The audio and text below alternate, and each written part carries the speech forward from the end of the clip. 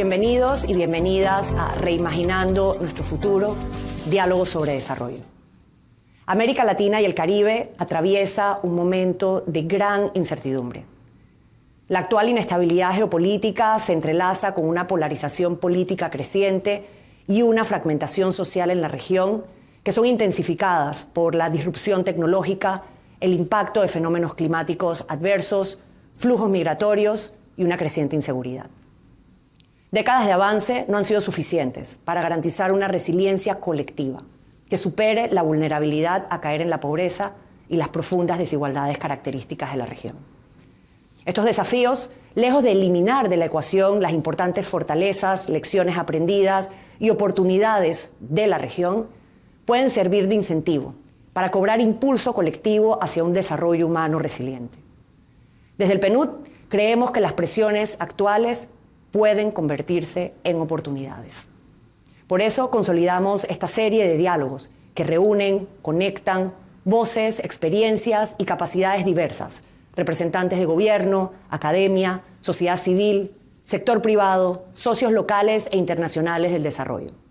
Juntos exploraremos las respuestas concretas a esos grandes desafíos de la región y a las preguntas que orientan los más importantes foros de desarrollo sobre multilateralismo en acción, lo que servirá como base para enriquecer una agenda de desarrollo renovada y ajustada a la realidad de hoy. Nuestro futuro no está escrito. Las decisiones que tomemos hoy definirán los escenarios de nuestra región por generaciones. Necesitamos abrirnos al diálogo, a la colaboración y a la innovación en políticas públicas basadas en evidencia, como una manera de informar y retroalimentar la deliberación pública, la colaboración multisectorial y la toma de decisiones. Muchas gracias por acompañarnos. Que este diálogo no sea un punto de llegada, sino un punto de partida para reimaginar juntos, con esperanza y profundo respeto a la dignidad humana, el futuro de nuestra región. Welcome to this UNDP-hosted policy dialogue focusing on resilient recovery, entitled, What Does Resilient Recovery in the Caribbean Look Like? I'm delighted to be joined by several very esteemed colleagues across the region, joining us from institutions of higher learning, the University of the West Indies, from regional organizations such as SEDIMA, and from the Caribbean Catastrophe Risk Insurance Facility, now called CRIF SPC. I will introduce them a little bit later on, but we're delighted to have them to join us to look into this issue. What does resilient recovery look like? We will also be joined by a representative of the EU delegation in Barbados, who we are pleased to be partnering with on this journey of strengthening resilient recovery in the Caribbean. We know the Latin America and the Caribbean stands today as one of the most vulnerable or disaster-prone regions in the world, faced with increased climate volatility, persistent socioeconomic vulnerabilities, and mounting economic losses. According to the disaster overview in Latin America and the Caribbean, the region is the second most disaster-prone globally, with 190 million people affected by 1,534 disasters between the years 2000 and 2022. Although Latin America and the Caribbean represents only 9% of the world's population, the region suffered one in 4 global disasters between 1997 and 2017. And 53% of global economic losses from climate-related events during that period, according to UNDRR. The escalating impacts of storms, floods, and droughts demand not only better preparedness, but fundamentally different models of recovery, and certainly investment in resilient development. Small island states, SIDS in particular, their extreme impacts. Since 1995, we've seen tropical cyclones, which have caused losses exceeding 10% of annual GDP on at least 20 occasions within the Caribbean. In the Caribbean specifically, the frequency of extreme weather events has more than doubled from 5.2 events annually, this is looking from 1963 to 1999, to 10.7 events annually between 2000 and 2023. This trend is not abstract. In 2024, Hurricane Beryl became the strongest June hurricane ever recorded, underscoring how early season storms are becoming more severe, more powerful. This illustrates that recovery is no longer simply about rebuilding what was lost. It is a strategic moment to reduce future risk, strengthen institutions, and redirect development pathways towards resilience. The effectiveness of multi-hazard early warning systems during Beryl showed how countries like Barbados, Grenada can reduce impacts when preparedness and recovery systems are linked, risk-informed, and coordinated. These shocks tend to trap countries in a cycle of response and recovery. Rinse, repeat, as one would say, as limited fiscal space and high debt burdens constrain the ability to invest in prevention or resilience building. The reality of the region's escalating risk is visible in recent disasters, including Hurricane Beryl and Hurricane Melissa in 2025. Each event demonstrates how risk drivers, climate change, inequality, unplanned urbanization, and weak infrastructure interact to undermine development gains. Resilient recovery, therefore, recognizes that disasters are not isolated shocks, but are symptoms of deeper vulnerabilities. As highlighted in the Regional Human Development Report produced by UNDP in 2025, over half of the population in Latin America and the Caribbean lacks the means to manage and even moderate these shocks.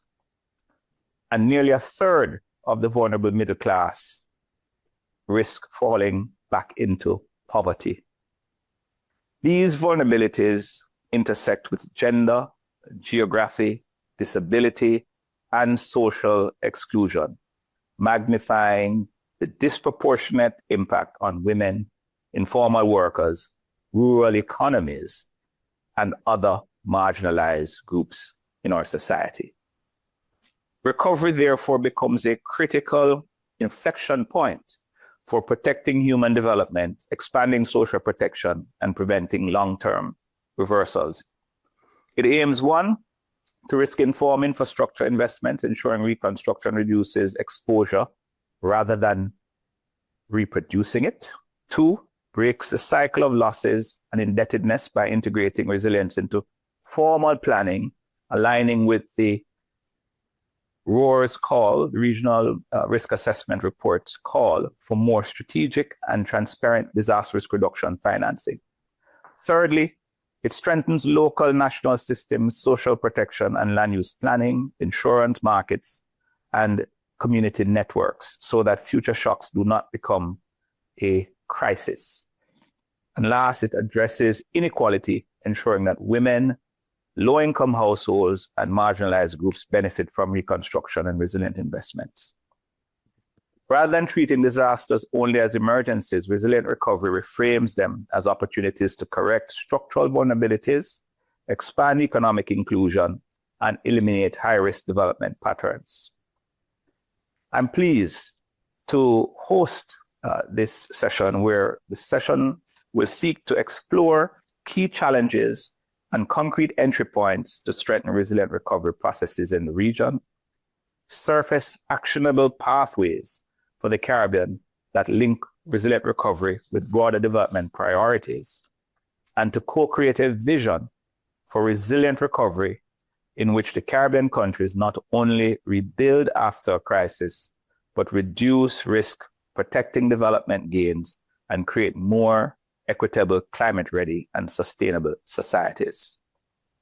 I have with me 4 eminent speakers, as I said before. I'm pleased to be joined by Ms. Elizabeth Riley, the Executive Director of the Caribbean Disaster Emergency Management Agency. Welcome, Liz. By Mr. Isaac Anthony, Chief Executive Officer of CRIF SPC. Welcome, Isaac. Professor Tanisha Stevenson, the Professor of Climate Science and Deputy Dean of the Faculty of Science and Technology at the University of the West Indies, Mona. Welcome, Professor Stevenson. And of course, last but by no means least, Ms. Virginie Andre, the Program Manager, Disaster Risk Management Delegation of the European Union to Barbados and the Eastern Caribbean states. Welcome, Virginie. So let me start off the panel with posing the first question to Miss Elizabeth Riley. And Miss Riley brings to the table 25 years of experience in disaster risk management, working at the regional level. So I think she is well positioned to give us some reflections on this question. Liz, let me get the dialogue started with you. My question to you is, how can we better institutionalize resilient recovery across the Caribbean so that post-disaster reconstruction consistently reduces risk rather than rebuilding the existing vulnerabilities that we see in many of the states? So over to you, Liz. Thank you very much, Ron. And first, thanks so much for having Sedima contribute to today's conversation, which is really critical. And I want to start by saying that in the Caribbean, people are at the very center of recovery because hazards impact lives, they also impact livelihoods. And in as much as we discuss post-disaster reconstruction, and we place a lot of emphasis on the infrastructure components, there is an element of social reconstruction that must take place, looking at lives and livelihoods as well. So how do we institutionalize that resilient recovery into reconstruction, both on the social as well as the physical infrastructure sites? First of all, it has to do with policy, and policy which is treated in an ex-ante approach and also informed by evidence. So we know, as you've indicated, that the hazards continue to change in the Caribbean. They continue to become more complex. And we also have multiple hazards that are affecting the Caribbean space. So the policy landscape really has to take into account that multi-hazard context. It has to take into account speaking not only to resilience on the physical side, but also resilience on the social side. And importantly, reflecting the learning that we've had from past experiences. So to zero in specifically on some of the physical reconstruction issues, the regulatory framework and enforcement of the regulatory framework is extremely critical. We talk a lot about codes and standards. And if we look, for example, within the statistics of housing impacts from hazards over the years, from Hurricane Ivan in 2004, where over 90% of the housing stock was damaged in Grenada, to just last year with Hurricane Melissa in Jamaica, where we had over 90,000 homes being damaged or destroyed. We recognize that the implementation of regional codes is very important. And in the Caribbean, because we do a lot of our construction in the informal sector, Sedima has been working very closely with the CARICOM Regional Organization for Standards and Quality. And in December of 2023, we actually published a new regional code of practice for the construction of resilient homes, which is looking specifically at that multi-hazard context. How do we build houses that can withstand magnitude 7 earthquakes, as well as category 5 hurricanes, but looking at the scenario of Hurricane Dorian, where we saw Cat 5 winds impacting single geographical spaces in the Bahamas for up to 36 hours. So this has been an important part of the investment. And a third part is, in addition to having the codes, the standards, the practices, and we have those articulated, how do we then build the capacity at the national level to actually implement? And I think realism is very important. We have to look at the specific Caribbean context. How do we actually do reconstruction, the aftermath of events? One, we have to address the tyranny of the expedient. We know we want to get housing back. We want to get that back quickly. So in our speed, how do we intervene at a time such that immediate reconstruction, repairs are taken into consideration, some of these resilient housing practices? And it means that we have to look at who does that reconstruction. It's going to be my family. It's going to be my next door neighbors. In many instances, it's the military. So I'm here in Jamaica, and some of the things that we're discussing is the role of the JDF, the Jamaica Defense Force, in that reconstruction effort. And more, the regional militaries are playing an important role. We saw it after Hurricane Beryl, where the Guyana military was on the ground providing support to governments as well. So it means that we have to intervene at those levels in a realistic way, understanding how we do this reconstruction, making sure that the early and rapid interventions are being undertaken, that the persons doing the reconstruction are rapidly brought up to speed on some of the critical practices that they need to be integrating into the approaches. It has to do with how we are training our artisans who are going to be receiving contracts to support reconstruction after the events. And we've worked with the CANTA, that's the Regional Training Associations of the Caribbean, to make sure that this code of practice is now a part of the Caribbean vocational qualification at level 3. So these are some of the practical things that we have to be engaging in the Caribbean space to make sure that the reconstruction efforts are indeed resilient, and that when the next event happens, that the investments that we've made are going to be protected. No, thank you very, very much, Liz. I think you touched on some very, very important points there. And I think the most important is the people-centered approach, the social reconstruction, the ex-ante policy making, and of course, not only issues around ex-ante policy making and laws and ensuring that they're enforced, but how we ensure that there is a consistency in the code of practice that is institutionalized in our centers of higher learning, but also working with some of the artisanal builders, recognizing that there's a lot of self-help and community-related construction that takes place. So very salient points of reflection, Liz. Let me now turn to Isaac.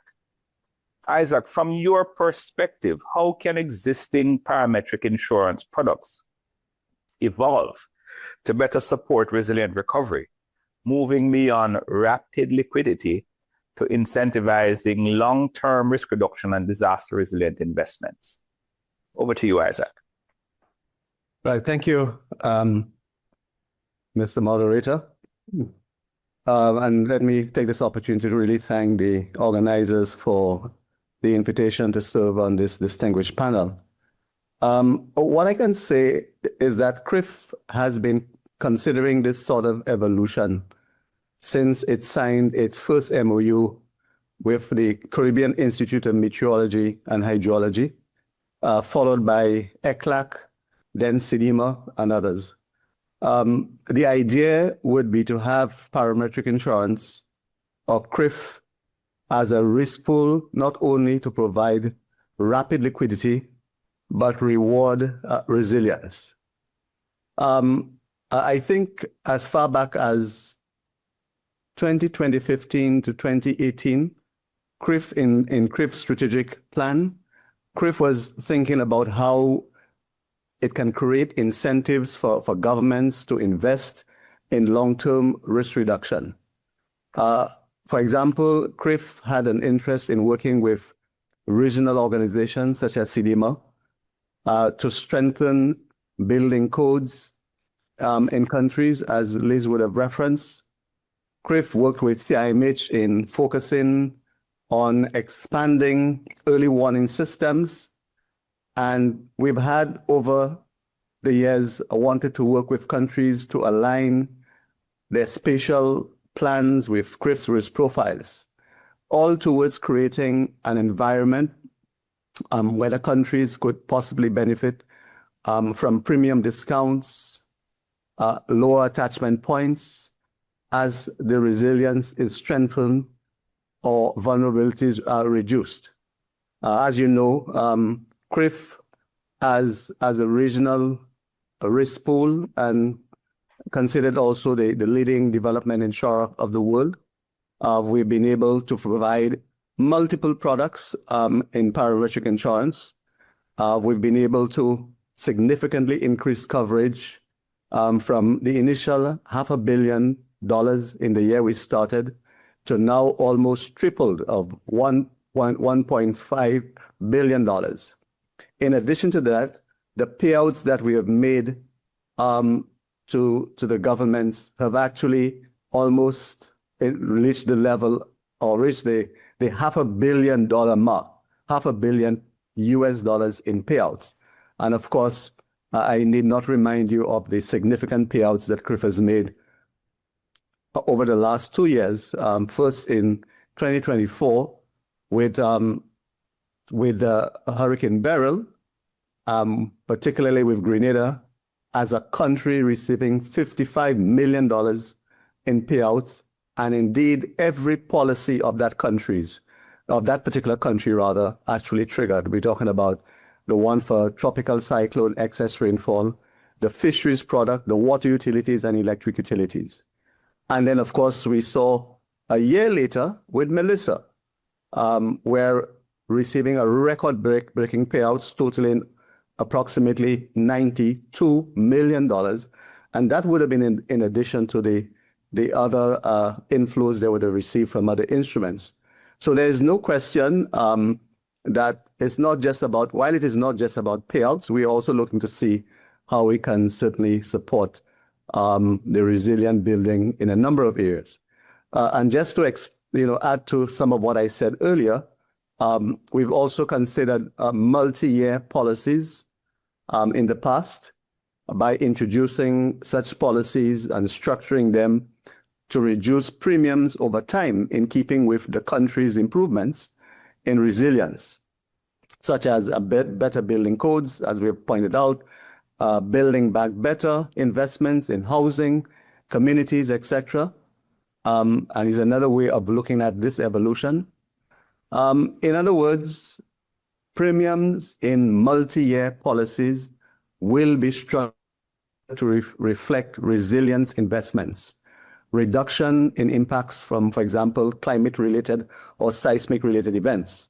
So taking these factors into account would mean that parametric insurance becomes not only a response tool that delivers quick liquidity, as we've been doing consistently over the years, but also a driver of forward-looking, risk-reducing behavior at the sovereign as well as the sectoral levels, creating a stronger bridge between disaster risk reduction and disaster risk financing. Thank you. Thank you. No, thank you, Isaac. I think they certainly the strategic focus in helping to advance at the regional level investments in early warning systems and stronger building codes, and of course improving the decision intelligence through risk analysis and modeling is more than welcome. And proving the point that investing ex ante in ensuring that there is immediate liquidity to jumpstart the resilient recovery process is certainly one of the key sets of takeaways from your response. I want to now turn to Professor Stevenson. Tanisha, can you tell us what data gaps most hinder resilient recovery planning in the Caribbean, and what partnerships or research approaches are needed to be able to close those particular gaps. Thank you so much, Sir Jackson. And thank you for welcoming the inputs of the University of the West Indies in this dialogue. Now, there are a number of pressing data gaps that we can speak to, and some of the more urgent ones would include socioeconomic data sets, your sectoral data sets. You know, we need to be in a place where we can say something about our agricultural losses and the lessons learned as we emerge out of Melissa. And so crop level data sets, for example, become important to us. Being able to talk about yields and its impact on food security become important.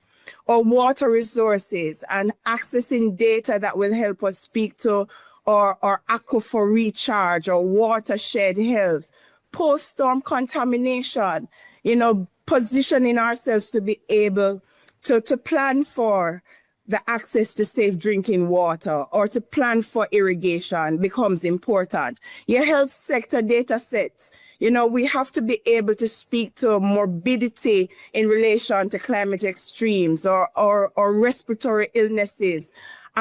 We speak to Melissa's context, but we can speak to heat as well. And the need for us as a region and locally to be able to speak to the impacts of heat on our people. Tourism, what has been the impact of Melissa on visitor inflows, on our tourism infrastructure, on our coastal ecosystem? It's these kinds of data sets that become important to our assessments as we do our damage and loss assessments.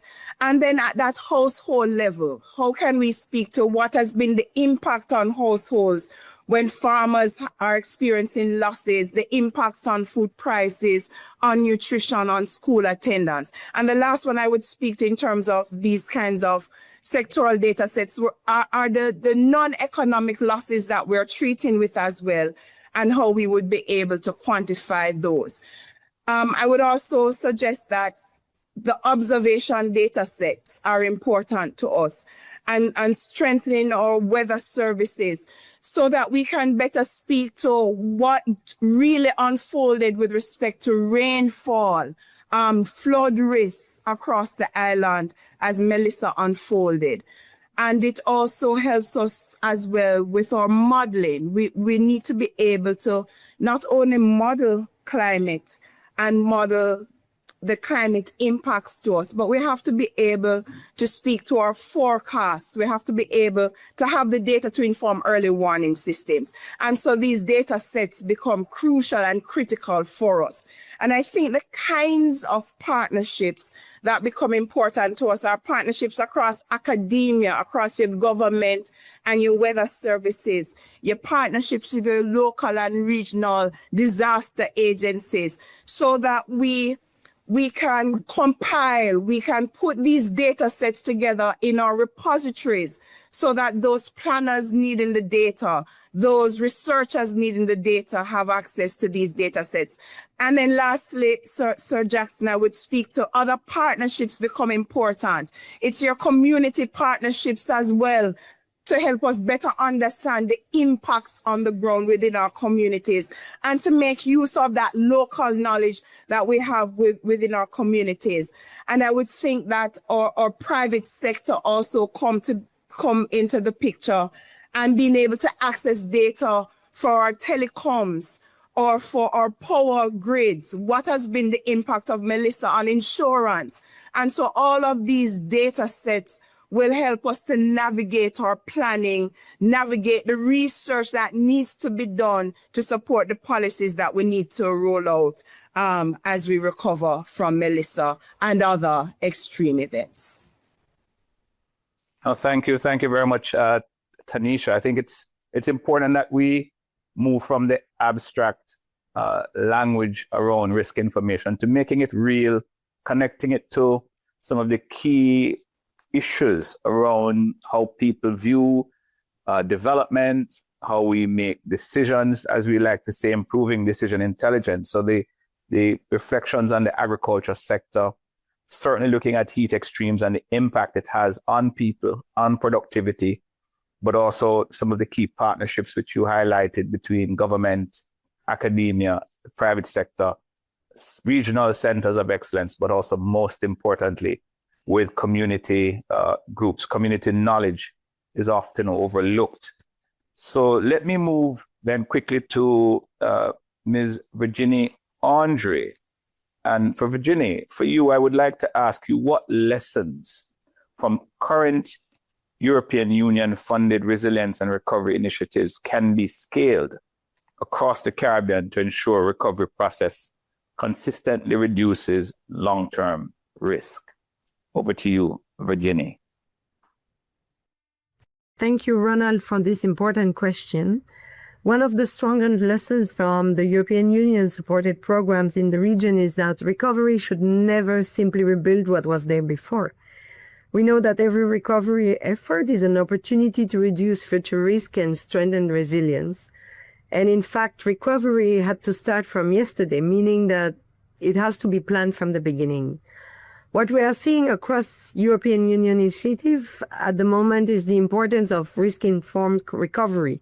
That means using climate and disaster risk data to guide where and how we invest, whether it be in infrastructure, coastal protection, housing, or public services. When risk information is integrated early, recovery investment lasts longer and ultimately, we know, cost less. Another lesson is that, of course, communities must be at the center of resilience.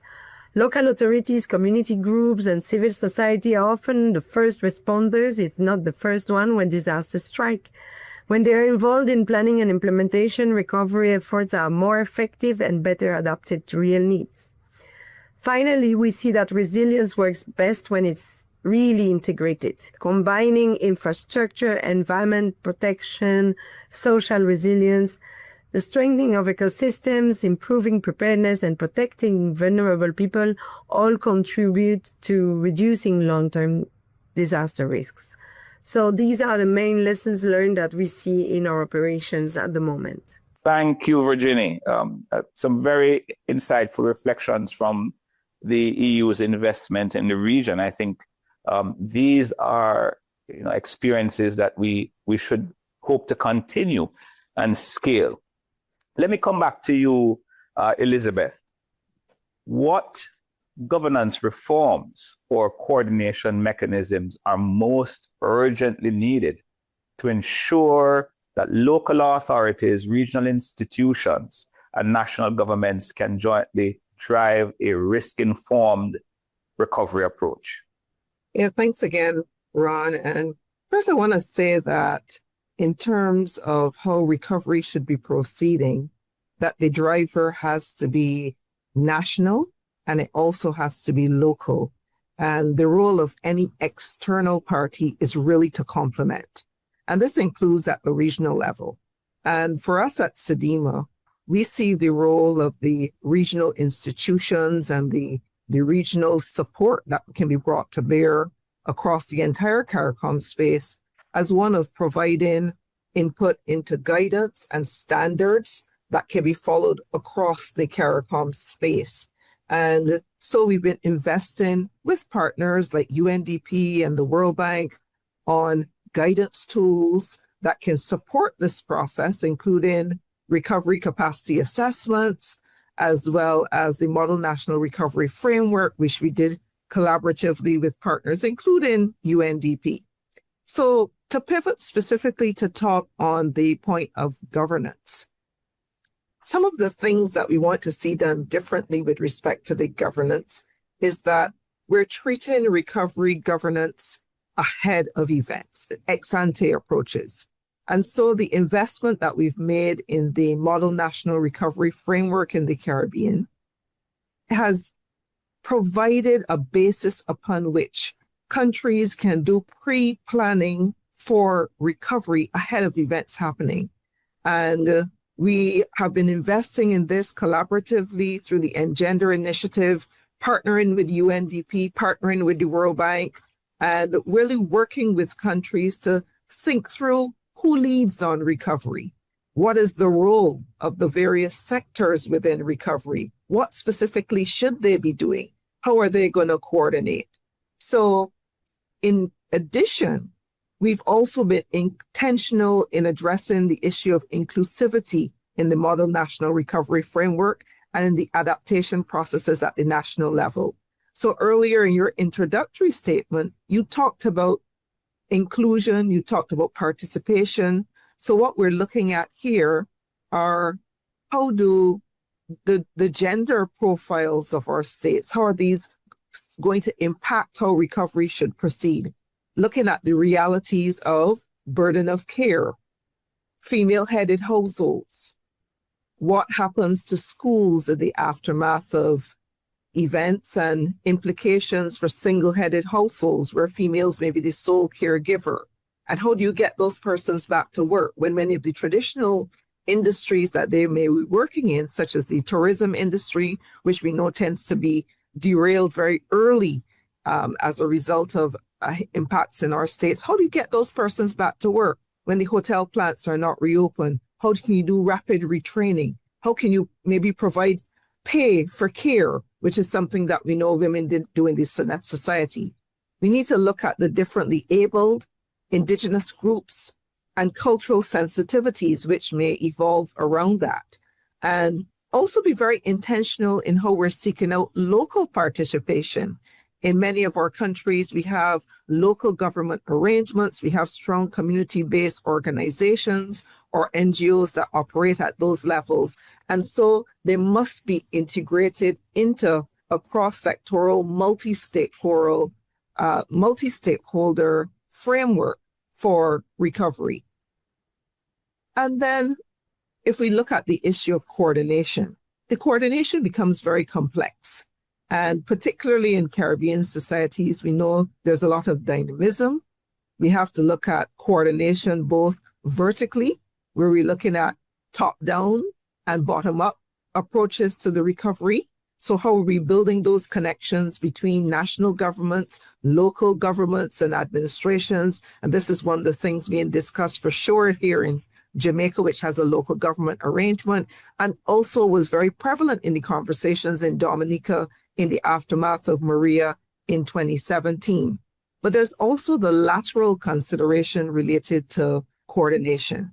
How do you work between those agencies, maintaining strong communication, integrating the private sector into the efforts at recovery, and also civil society as well, in a way that ensures that the responsibilities are clearly articulated, allocated, and that the use of the resources is being maximized.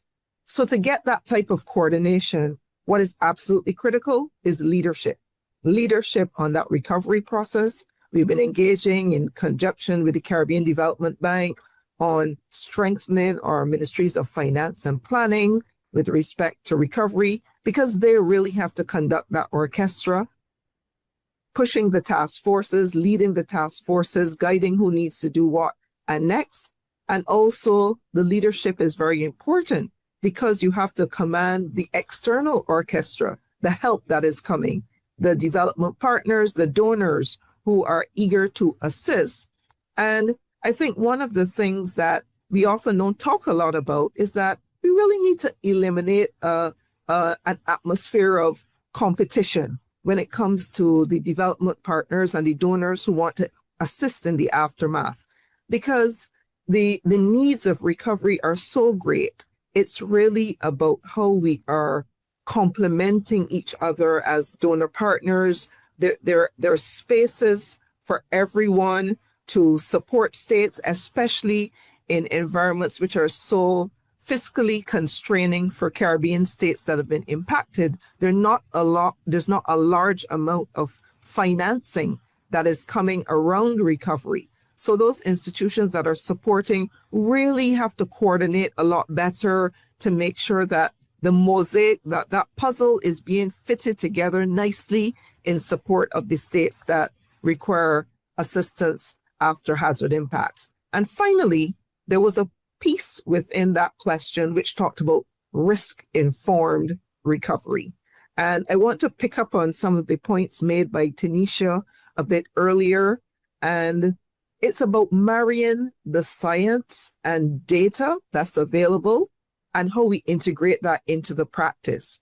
And because the hazards are changing so much, and when we are recovering, we have to be futuristic in how we're approaching recovery, taking into account that the goalposts due to climate change and the complexities of the climate and the other type of hazard interactions, it means that what we're going to see in the future is very different to what we're seeing now. And every time we see a new hazard, 2024, 2025 with the Beryl, Melissa, we keep using the word unprecedented. So we keep resetting the unprecedented bar. And it means that we have to be much more futuristic in our scenario planning as we move into recovery. And just yesterday, we were talking about here in Jamaica, we were looking at the after action review for Melissa at the regional scale. And one of the things we talked about is what is the difference that we have to now take as an approach because of this issue of risk assessment and looking at complexities such as what we saw in Melissa, where combinations of the extreme storm surge along with extreme precipitation levels, which we perhaps had not seen before in Jamaica, really rendered existing single base hazard maps, such as flood hazard or storm surge maps, they really were not effective for planning purposes because the combination of the hazards creates a whole different scenario. So the points Tanisha was raising around the science, the importance of expanding the data sets that are available to give us a better evidence base for the decision making are going to be absolutely critical if the coordination and the enhanced governance are to be effective. No, thank you. Thank you very much for that, Liz. And certainly local leadership, the need for national and local actors to drive the process with the complementary support of regional institutions and the long investment in recovery governance by institutions like SEDIMA certainly noted the role of model recovery frameworks and ensuring that these are adopted first and foremost, and adapted, and the value of science in being able to light the pathway ahead. Let me now turn to Isaac. Isaac, what financial instruments or risk transfer innovations could help Caribbean governments navigate the rising cost of climate-related disasters while embedding resilience into their national budgetary processes? Thank you, Ron. Thanks again. Well, this is such an important question, given the impact of these types of events. As has been established, the Caribbean is one of the most disaster-prone regions in the world. And with the increasing frequency and intensity of those hydrometeorological events, such as, those storms, excess rainfall, droughts, etc., we're saying that there's always need for response, recovery, and rebuilding, which cost significant sums of money. So disaster risk financing has to be seen as a key component of public finance if the Caribbean countries are to become resilient. But when we speak about resilience and the use of financial instruments, we're not just talking about one. It has to be a risk-layered architecture where parametric insurance tools are deliberately designed to protect both budgets and development gains. The instruments we need, for example, based on pooled, layered, and explicitly linked to social protection and sectoral, as has already been pointed out, in terms of education, health, finance, infrastructure, ensuring that every dollar of post-disaster liquidity is also a dollar of future risk reduction, showcasing Building Back Better and parametric power in action. But we really do have to take a multi-pronged approach. For example, parametric insurance in terms of risk pooling, has to be seen as the backbone of helping to build fiscal resilience. I have already pointed out that CRIF has shown what, as a development insurer and development-oriented risk pools can do. For example, in our case, we currently have 55 members. We do have on offer 8 products, which includes not just earthquake, but tropical cyclone, excess rainfall, one for fisheries, one for water utilities, electric utilities. And more recently, last year, we developed a pluvial flood product specifically to meet the needs of Guyana and Suriname. And as you know, we did launch towards the end of last year a micro insurance product that we call the Livelihood Protection Policy. Again, we have made the 82 individual payouts totaling $483 million.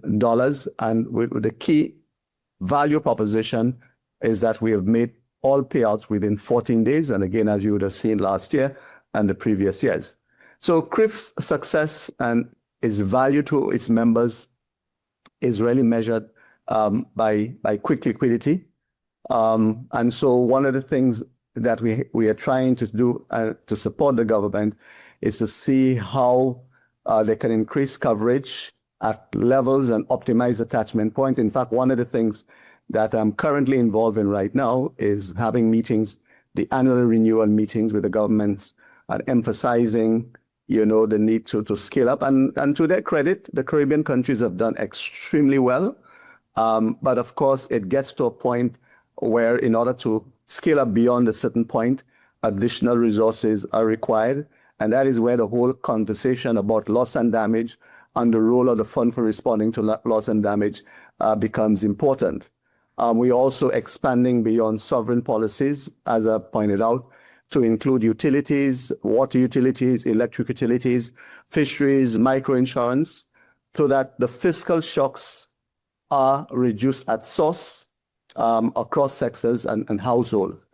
The other point is that climate response parametric endorsements needs to be developed to match the new hazard and the climate reality. And I'm really pleased to say that we have been doing some really good work. One of the things I'm particularly proud about is about the fact that CRIF took the bold decision some years ago, as far back as 2015, to develop its own risk models that are that meets the specific requirements of the region and further the specific needs of every individual country.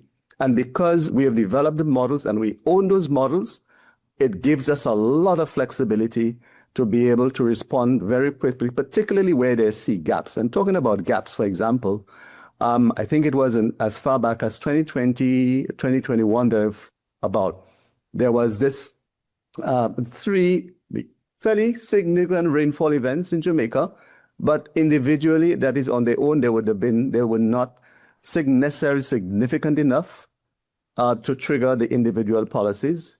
But when you looked at the impact in totality and the level of saturation and so on, it caused a significant amount of flooding and landslides and so on. Our model clearly was not designed at the time for that type of situation. And guess what? It inspired the development of what we call today the wet season trigger for saturated soil that can cause landslides after days of low to moderate rainfall that culminates in major impact.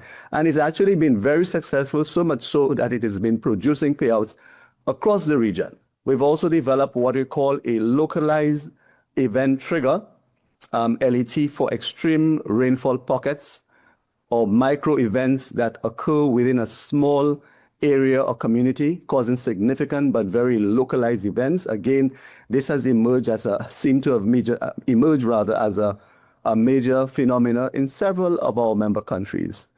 And of course, we've also introduced what we refer to as the reinstatement of sum insured, which gives us the ability to reinstate the coverage of the countries. And just to put in perspective, when Jamaica received a payout of $70.8 million on its tropical cyclone policy last year following Melissa, because of the reinstatement feature, they benefited from an immediate reinstatement. So the policy automatically got back to the original coverage, which is not necessarily a feature that's available in other instruments. Another point that I want to highlight is linking macro level instruments to social protections and livelihood. For example, we've been able to work very well with the World Food Program in developing what is called a CRIF WFP top-up model, where they have been able to leverage the use of CRIF's models and payouts. For example, they would make a contribution to a particular country's coverage or premium, so that if there is a payout, the commensurate amount of that payout would go towards the WFP program. Again, an excellent example was in Grenada following Hurricane Beryl, when that out of the $43 million that country, that is Grenada, received, there was an amount of $4.5 million, which is a lot of money, that actually went towards the WFP program to implement their social programs. But there's also the CRIF Livelihood Protection Policy, again, which is a microinsurance product for small farmers, fishers, seasonal tourism workers, vendors, construction workers, taxi drivers, entertainment people. Again, we launched that towards the end of last year, and we are looking to scale that up. Another point that I want to make as we talk about risk layering is that it combines parametric insurance, debt clauses, cat bonds, dedicated reserve funds, and contingent credit. Jamaica's, for example, national natural disaster risk financing policy, the Grenada DRF framework, and the Panama Fiscal Policy Framework are some of the examples of how to embed resilience into the country's fiscal policy frameworks. And in the case of Jamaica, it makes provisions for CRIF parametric insurance, a catastrophe bond of $150, which actually was triggered last year, following Melissa, the contingent credit with the IDB, a national natural disaster reserve fund, budget contingencies, debt clauses with the World Bank. So these governments really employ risk layering, proactive approaches to ensure financial stability against and to support the rapid recovery. And finally, just to say that viewing parametric insurance as a core pillar of loss and damage, and again, I sort of touched on that because, we have recognized that regardless of how much countries invest in adaptation and mitigation, there will always be that residual risk, which can be covered by instruments such as parametric insurance, which provides prearranged, predictable liquidity to reduce fiscal volatility, protect development gains, support equitable recovery, enrich the vulnerable sectors and communities. And finally, I would say that they are more economically viable than traditional indemnity insurance for fiscally constrained countries, because they really better match capital to the risk caused by climate change through risk pooling and rules-based triggers. Thank you. Thank you, Isaac. So, certainly recognizing the evolving line of products that are furthering the efforts to narrow the protection gap in the Caribbean region, and the importance of ensuring that every dollar that is being invested in the recovery space is future leaning, future thinking, future applied to build resilience in each of the sectors where these funds are being spent. I think it was good that you illustrated the list of countries who are really investing in these different tools and backed by policy and legislation.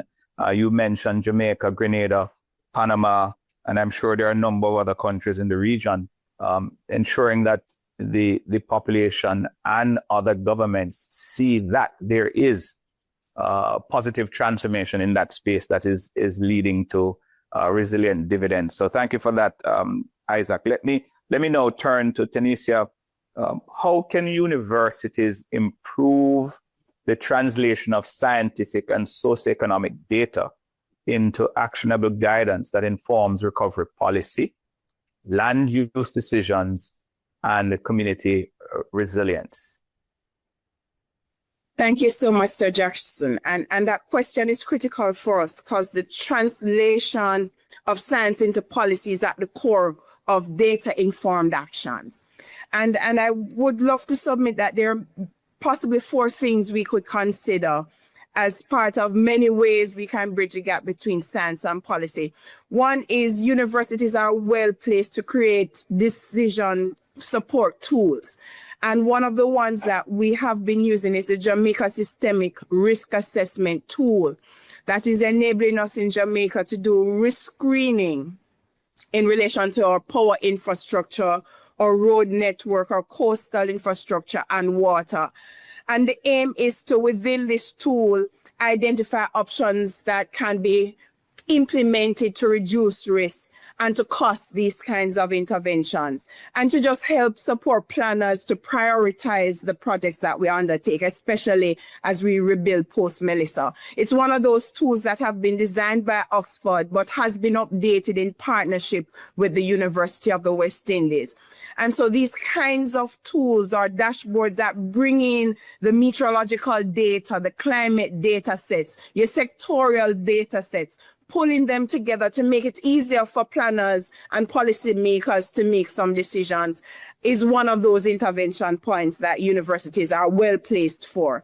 Another would be, we can take the latest science and understanding that we have, and we can condense them within policy briefs, within summaries that can guide our planners and policymakers.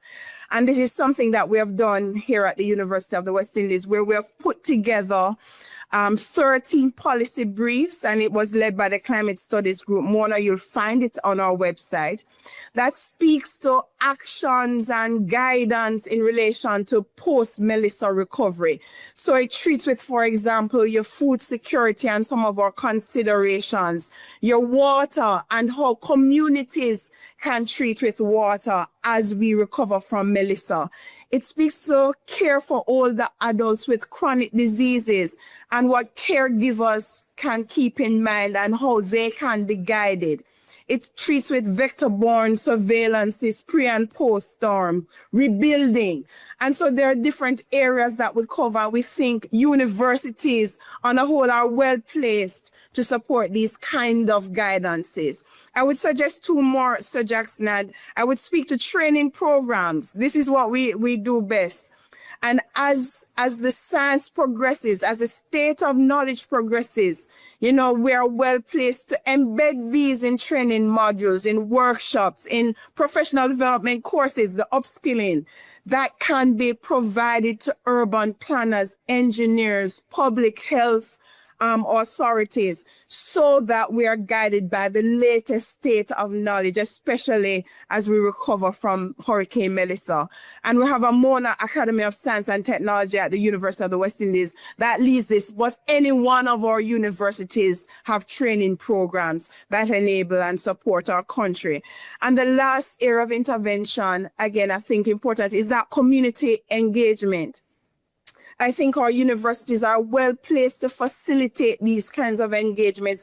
Again, learning from communities and also sharing where the state of knowledge on rebuilding is, on health and water treatment is, and that becomes important. And I think our universities coming together under this higher education task force for disaster resilience and working together to facilitate these kinds of engagement with our communities, with local government, with planners, with government agencies is a great intervention point for us.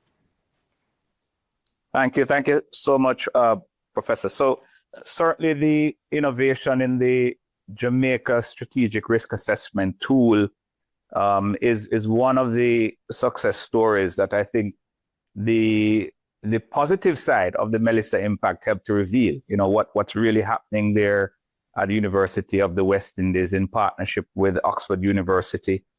Again, signaling the importance of partnerships between centers of higher learning, not just outside of partnering with universities outside of the Caribbean, but also the work that's happening, as you said, the community of universities helping to inform the community level engagement and to inform the national level recovery.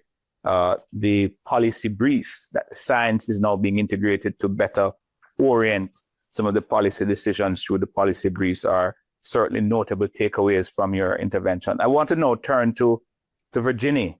My last question is, tell us, I would like to know how the EU is envisioning strengthening implementation capacity at national and community levels so that resilient recovery investments translate into tangible but also lasting outcomes. Over to you, Virginie.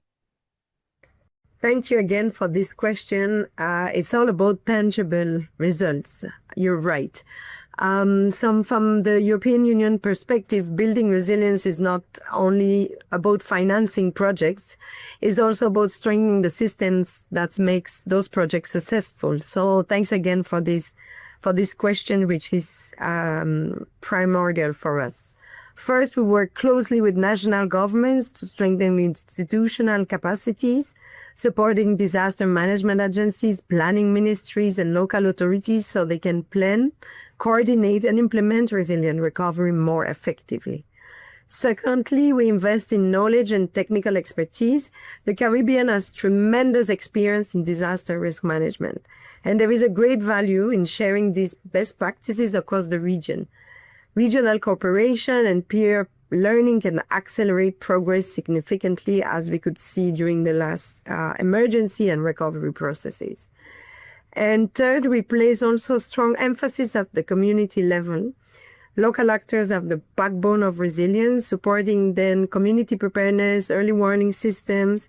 Local risk planning helps ensure that resilience is just not a policy objective, but something people experience in their daily lives.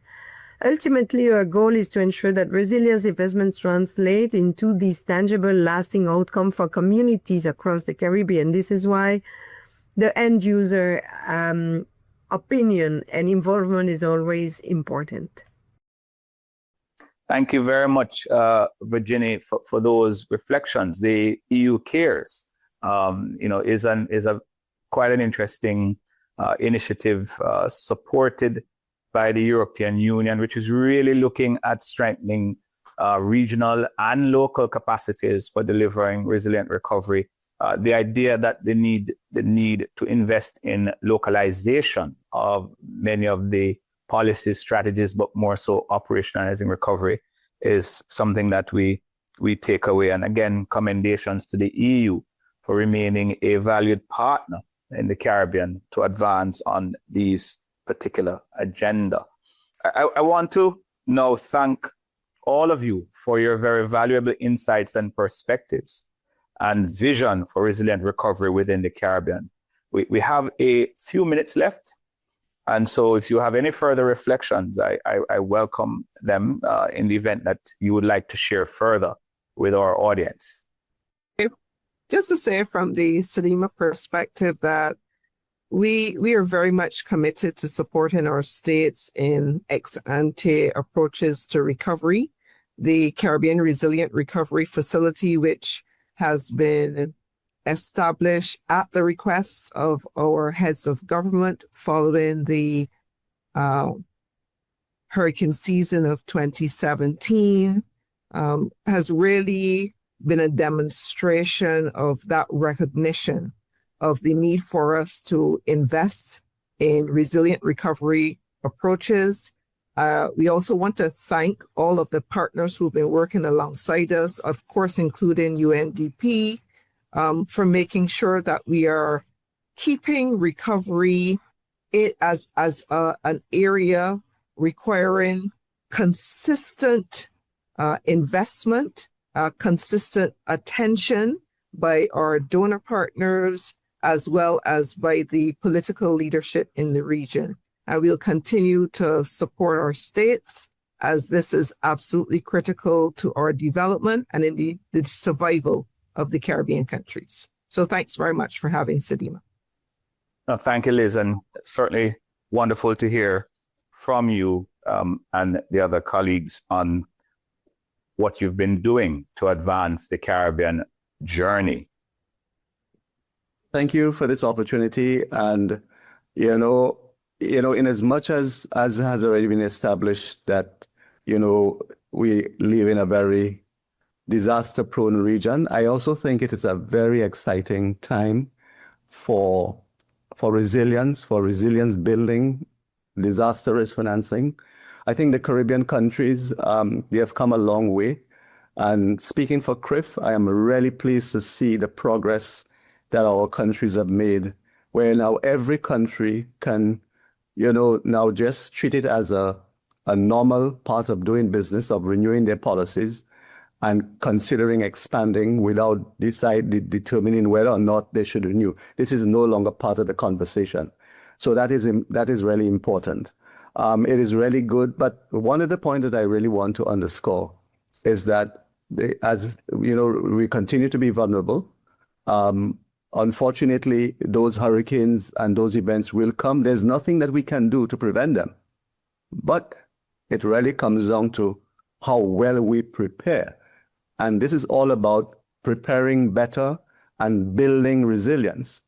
But as I've said consistently over the years, in order for us to be able to strengthen resilience and to be able to build on that success that we, or at least where we have come so far, you see all the work, not just in CRIF, in Sedima, the University of the West Indies and other regional organizations.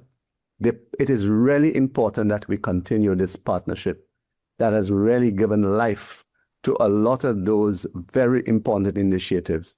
I keep saying that CRIF was developed and established based on a partnership involving the governments, the development partners, and because we are an insurance company, I would go further to say the reinsurance community. But for me, in order for us to be able to do more and to help close that protection gap or that financing gap, we have to continue to build on or to continue that partnership. The suggestion that, donors are pulling back or funding is drying out should not be part of the discourse at all, So it is really important for us to continue to build that and use innovative ways of coming up with financing modalities to provide the resources that the countries need to build a resilience. And again, I did make a passing reference to the Fund for Responding to Loss and Damage. It is really important that we work together to ensure or to advocate for the use of these resources in a way that is going to help the countries build both financial and climate resilience. Thank you. Well, thank you, Isaac. You've really underscored the investment in the need to invest in financial resilience. But I also want to say thanks to CRIF SPC, because you're not only investing in that way, you are certainly doing this sort of corporate social component that is helping capacity building and to drive the knowledge economy around financial resilience and risk and resilience on a whole. So commendations there. And certainly, Virginia, I do know you also want to contribute to the conversation. So let's hear from you as well. We know resilient recovery is not something any actor can achieve alone. It requires strong partnerships. And one important opportunity then is closer coordination among development partners, ensuring that donor support aligns with national priorities and regional strategies. When the efforts are coordinated, resources can go further and have greater impact. And this is something that we are trying to do in the region together with Sedima and to all gather around the recovery framework at Caribbean level. There is also an enormous potential to engage the private sector more actively. Businesses play a key role in infrastructure development, innovation, financial solutions such as the insurance and risk financing, etc. And encouraging the risk-informed investment can significantly strengthen resilience. As the European Union, this is also an effort in which we are actively involved. Civil society organizations, as we know, are equally critical. They help ensure that recovery efforts are inclusive, community-driven, and responsive to the needs of vulnerable groups. So we need to not forget the attention that we can carry to these organizations. And for the European Union, I would say that our role is to act as a reliable partner for the region, bringing together governments, communities, other development partners and the private sector to accelerate risk-informed recovery. I want to mention the initiative that we are currently implementing in the region, EU Cares, through our partners, including UNDP, UNDR, WFP, UNICEF, in which preparedness for recovery is on the table. I think this kind of opportunity is really giving us the framework to all work together into obtaining the objective of we want a Caribbean where recovery after disasters leads not only to the rebuilding, but to a stronger, safer, and more resilient society. And for that, we absolutely need to work together, and hopefully this will be the case in the future months and years in the Caribbean. Thank you. Thank you for those final reflections, Virginie. Thank you to my panel. We've heard, the story of innovation within the Caribbean context around advancing a resilient recovery agenda, really unpacking the journey, what's in the program, the long-term program around how the region is investing to build resilience using recovery as a window, an inflection point, as we say, to right some of the points of failure in the region's development process. Again, tremendous work that is often not seen, not heard. So we want to thank these 4 members of our panel representing the partnership between academia, private sector, the development partnership with the European Union, and the regional intergovernmental organization, all working in unison with other partners to drive the agenda forward. So until our next policy dialogue,